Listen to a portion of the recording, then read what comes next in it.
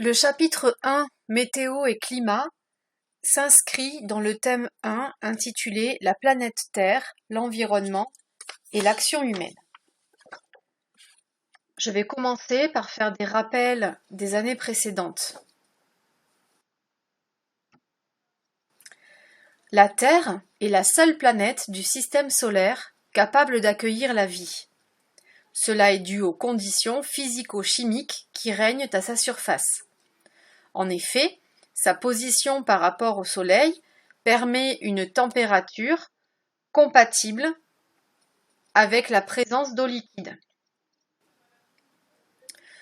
Par ailleurs, la force de gravité qu'elle produit permet de maintenir une atmosphère dont la composition riche en oxygène est favorable à la respiration, mais aussi protège les formes de vie des rayonnements solaires nocifs. De plus, notre planète est active. Elle est en rotation autour d'un axe nord-sud et elle dégage de l'énergie sous forme de volcanisme et de séisme en conséquence du déplacement des plaques lithosphériques. La Terre est donc entourée de plusieurs enveloppes en mouvement, la lithosphère avec les plaques, l'atmosphère avec les vents et l'hydrosphère avec les courants et enfin la biosphère. Ces mouvements qui animent les différentes enveloppes de la Terre sont en partie responsables d'événements météorologiques et des climats. Météorologie et climat font référence à l'état de la couche inférieure de l'atmosphère, qu'on appelle la troposphère. Cependant, la météorologie s'intéresse davantage aux mouvements et à la température des masses d'air pour prédire le temps à venir, tandis que le climat caractérise l'ensemble des moyennes de ces différents paramètres. Voyons donc dans un grand 1 la météorologie.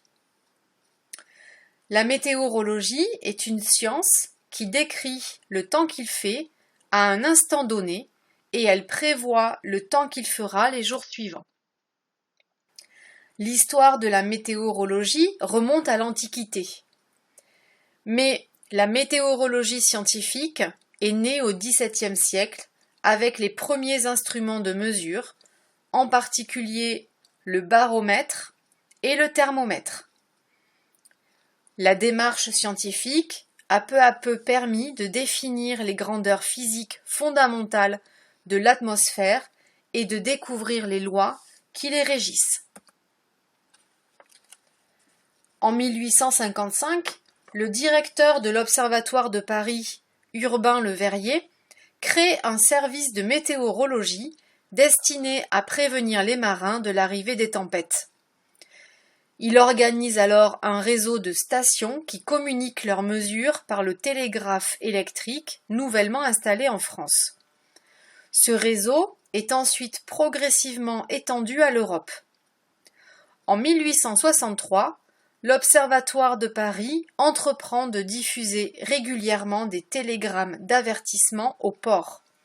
Cette même année, débute la publication quotidienne de cartes météorologiques dans le bulletin de l'Observatoire. Le bulletin météo a depuis bien changé.